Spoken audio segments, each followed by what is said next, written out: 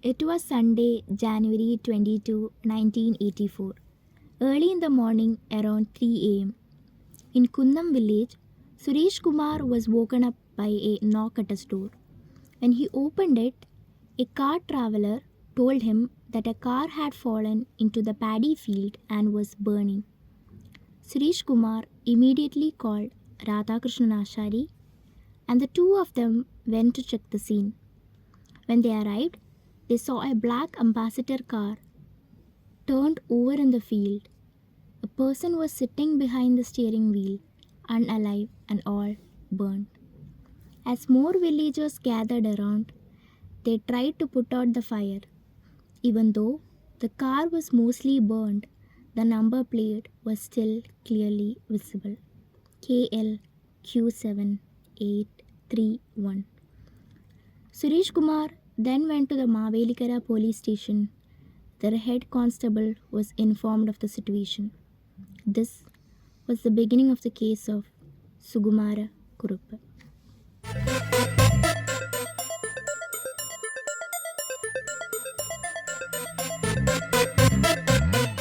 Hello, listeners. Welcome to a brand new episode of our podcast. This is Nidya Catherine. This is Kritika. This is Ranjani. This is Mohita. So, today we are bringing up with a very interesting story from the land of Kerala, a story that made everyone wondered, and a story that made the entire judicial system of India confused for decades. By 5 a.m., SP Ramachandran and DYSP Haridas were on the scene, with DYSP Haridas taking charge of the investigation. The black ambassador car had crashed into the paddy field, and the body was still in the driver's seat. Nearby, the police found slippers, gloves, and container. The body was sent for postmortem, which was carried out by police surgeon Uma Dattan. When they checked the car license plate, it was confirmed this was Sukumara Kurup's vehicle. Kritika, before we dive deeper into the story, let's take a moment to understand who Sukumara Kurup really was. Sukumara Kurup, originally named P.K. Gopalakrishna Kurup, was born into a Malayali family in Cheryanad near present-day Alappuzha in Kerala. He was the son of Puttanveetil Shivarama Pillai. After finishing his education, Kurup joined the Indian Air Force, where he went by the name Gopalakrishna Pillai. Later, he left the Air Force and moved to the Middle East, where he worked as an executive for a marine petroleum company in Abu Dhabi. It was there he became known as Sukumara Kurup. Now back to the story. When the police checked the height and weight of the body, it closely matched that of Sukumara Kurup. Everyone initially believed it was him, but before the body was sent for postmortem, DYSP Haridas filled out the necessary form. Under the name section he wrote doubtful after Sukumara Kurup's name. When Dr. Umadattan asked him about this, Haridas simply replied, "I'll explain later." As the postmortem went on, the doctor made some alarming observations.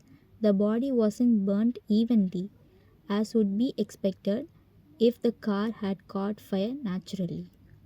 Different part of the body had burnt at different rates. The face, in particular, was completely burnt beyond recognition.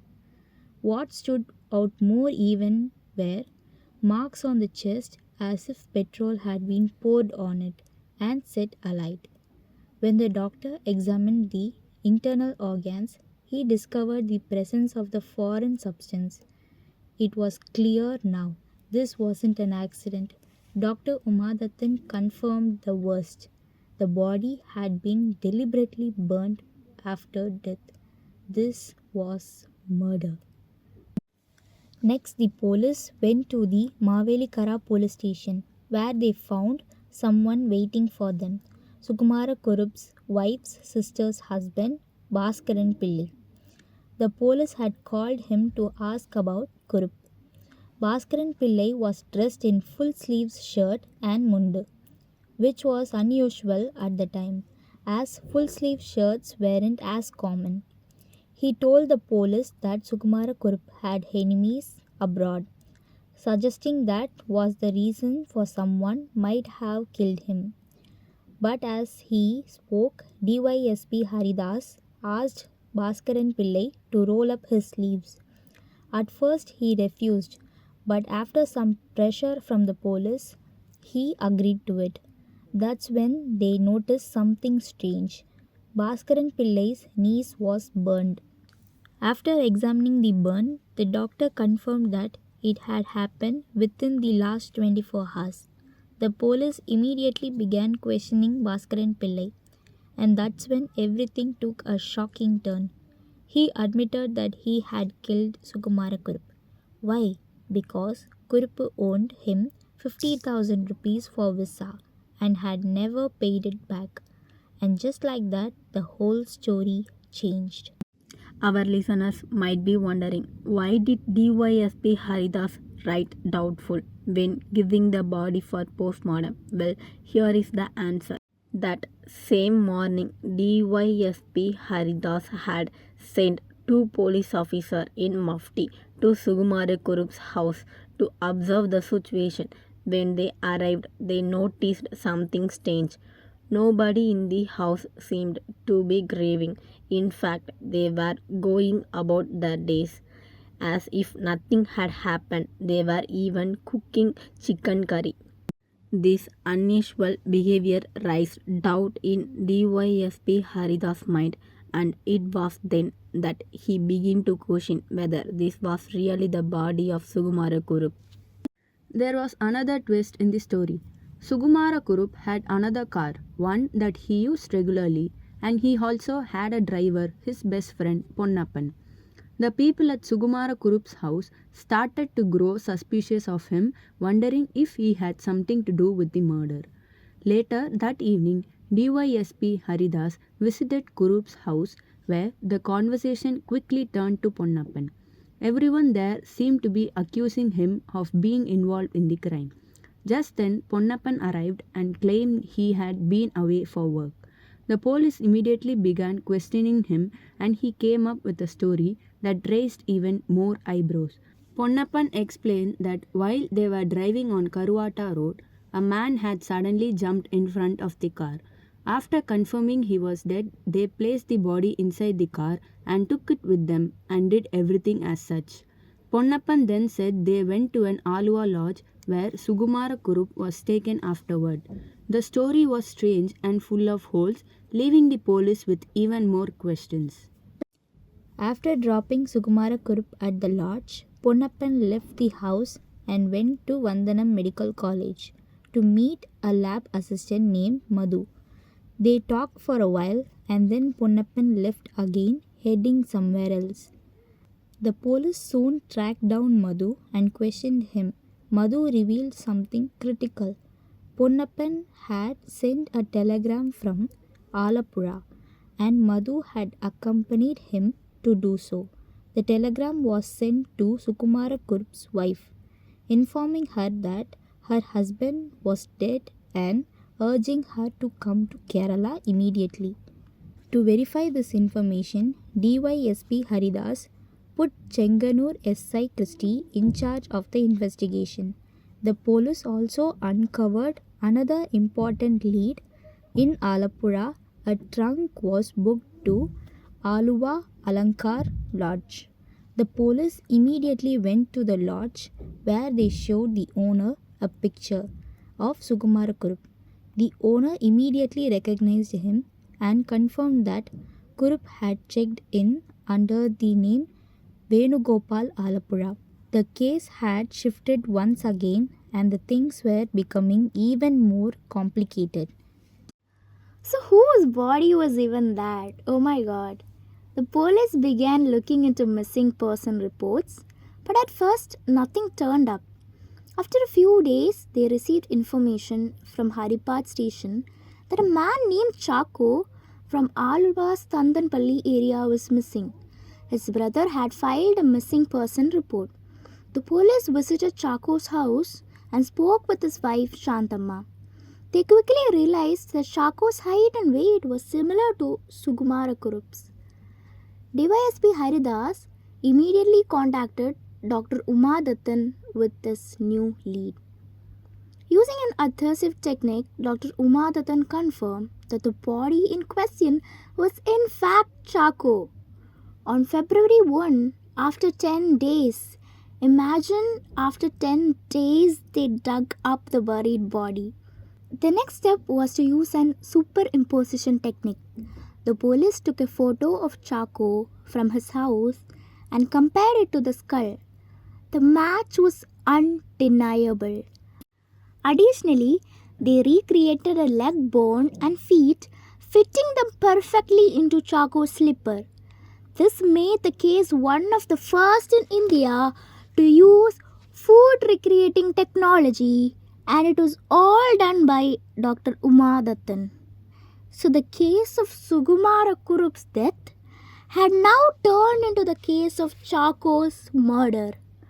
On February 12, Sunday, Ponnappan was finally caught at the Mohamabud Jetty. He revealed details that nobody had known. The story he told was chilling. Bhaskaran Pilla, Ponnappan and Sabu, a company peon of Sukumara Kurup, were travelling to the car after picking up Sukumara Kurup and Sabu from the airport. During the ride, Sukumara Kurup had mentioned his life insurance in Dubai, which would be worth 70 to 80 lakh rupees as per today. He told them they needed to come up with a plan to submit paperwork in Dubai claiming that he was dead. So they had several plans to begin with. The first plan was to steal a body from a medical college, but they quickly realized it would be too risky since the body will be mixed with formalin. The second plan was to dig up a body from Alapura Velichudgat cemetery, but when they faced security, they abandoned that idea too. Finally, they settled on killing someone similar to Sukumara Kurup. Every night, they drove around looking for the perfect person to match Kurup's build. After days of searching, they didn't find anyone, so they went to a resort to relax. Sukumara Kurup arrived in one car and the other three came in different car. After returning from the resort, near Karuvata Hari Theatre, a man named Chaco, who was a film representative, a person who delivers film boxes to the theatre, asked for a lift. He hadn't gotten a bus that night. He was an exact match for Sukumara Kurup's in height and weight, so they gave him a ride. During the journey, they offered him alcohol mixed with chemicals. When he refused, Bhaskaran Pilla forced him to drink. Then Bhaskaran Pilla strangled Chaco with a towel and pushed his head into the car seat to suffocate him. Chaco was killed by Bhaskaran Pilla. After the murder, they all met at Bhaskaran Pillai's house. In the bathroom, they changed Chaco's clothes to those of Sukumara Kurup. They used petrol to burn his face and body beyond recognition.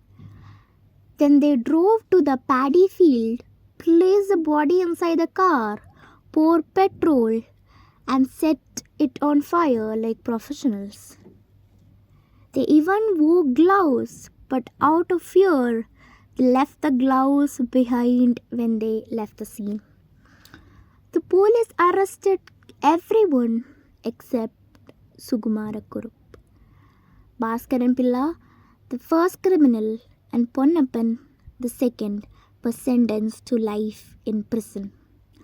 As for Sukumara Kurup, he was never found, and to this day, no one knows where he is.